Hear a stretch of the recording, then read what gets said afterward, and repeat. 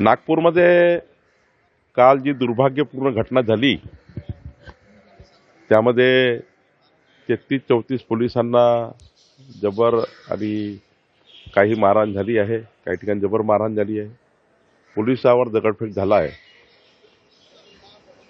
सोबतच 5 नागरिकांनाही त्या ठिकाणी मार लागला आहे. 2 ICU मध्ये आहे, बाकी तर 3 आज सकाळी डिस्चार्ज झाले आहे. जवळपास 45 वाहनाची तोडफोड झाली.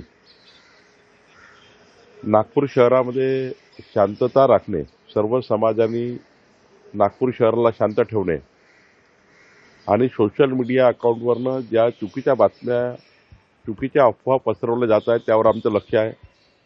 प्रत्येक सोशल मीडिया अकाउंटला आम्ही ट्रॅक करतो आहे. कोणी अफवा पसरवल्या, कोणी त्या ठिकाणी अफवाचा बाजार केला, त्यामुळे घटना घडल्या, तेही आम्ही शोधतो आहे. काही ठिकाणी 163 कलमांतर्गत आम्ही तनापूर ज्या ठिकाणी भाग आहे त्या ठिकाणी लावलेला आहे. मला असं वाटतं की सरकारची भूमिका एवढीच आहे की नागपूर शहरामध्ये हिंदू मुस्लिम आम्ही सर्व एकत्रितपणे राहतो. कधीही नागपूर शहरामध्ये अशी त्या ठिकाणी घटना यापूर्वी घडली नाही, पण ज्या समाजकंटकांनी जाणीवपूर्वक अशी घटना घडवली आहे, खरं तर त्यांच्यावर कारवाई झाली पाहिजे आणि नागपूरमध्ये सर्व समाजाने पुन्हा एकदा एकत्र येऊन, हिंदू असो मुस्लिम असो, सर्वांनी एकत्र येऊन या समाजकंटक जे नागपूरला गालबोट लावत आहे त्यांच्यावर त्या ठिकाणी त्याला कोणी समर्थन करू नये. जे समाजकंटक समाजाला भडकवतात त्याला कोणी सपोर्ट करू नये आणि नागपूर शहराला शांत ठेवलं पाहिजे. मी आता पोलीस कमिशनर आणि जिल्हाधिकारीकडे जाणार आहे.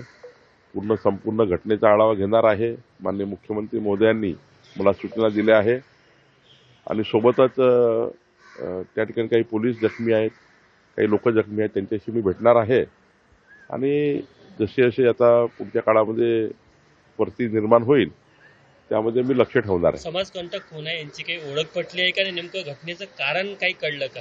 40-45 लोकांना पोलिसांनी डिटेन केलं आहे, अटक केली आहे. आता अजून काही लोक अटक होतील, पण मूळ कारण काय आहे, मूळ कारणापर्यंत पोलीस जोपर्यंत अंतिम कारणापर्यंत जात नाही तोपर्यंत मी आपल्याशी बोलणं योग्य नाही. घटनेचा मुख्य सूत्रधार कोण आहे याच्यात आम्ही जातो आहे आणि लवकरच ते कळेल.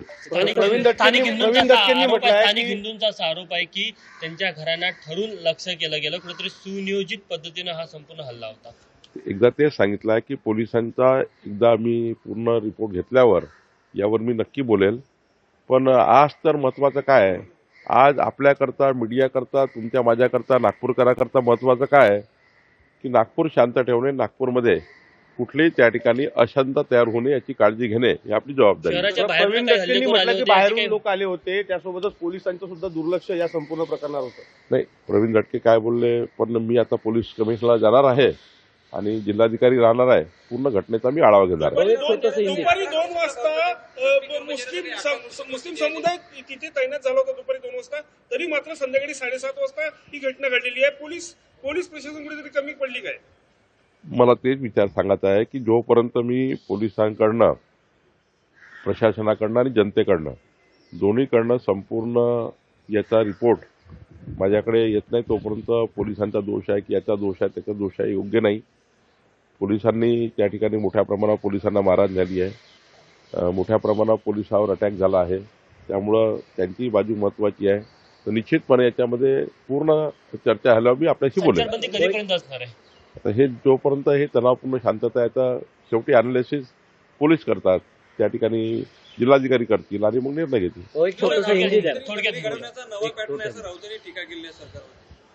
देखिए, नागपुर में जो दुर्भाग्यपूर्ण घटना हुई है इसके पहले कभी भी नागपुर ने ऐसा देखा नहीं है. हम सब लोग बचपन से नागपुर में रहते हैं, सभी समाज, सभी धर्म को लेकर हम काम करते हैं और जिस प्रकार से घटना हुई है कोई तो भी षड्यंत्र का भाग है और जिस प्रकार से पुलिस जख्मी हुए हैं, 34 पुलिस जख्मी हुए हैं, 4-5 नागरिक भी उसमें जख्मी है. तो गाड़ी की तोड़फोड़ की गई, जमाव तैयार किया गया. जिस प्रकार से वे घटना हुई है, माननीय मुख्यमंत्री जी ने कल से इसका पूरा जायजा लेकर सेकंड टू सेकंड उन्होंने मिनट टू मिनट चर्चा की है मैं भी रात भर इस घटना की तरफ पूरा ख्याल देकर हूँ, लेकिन जो मुख्य इसमें सूत्रधार होंगे उनको पकड़ना हमारा जवाबदारी है। दूसरा, दोबारा ये घटना ना हो महाराष्ट्र में और नागपुर में, इसकी भी हमारी प्राथमिकता है। दो समाज को सामने आमने लाने वाले जो लोग हैं उनको भी हम ढूंढेंगे।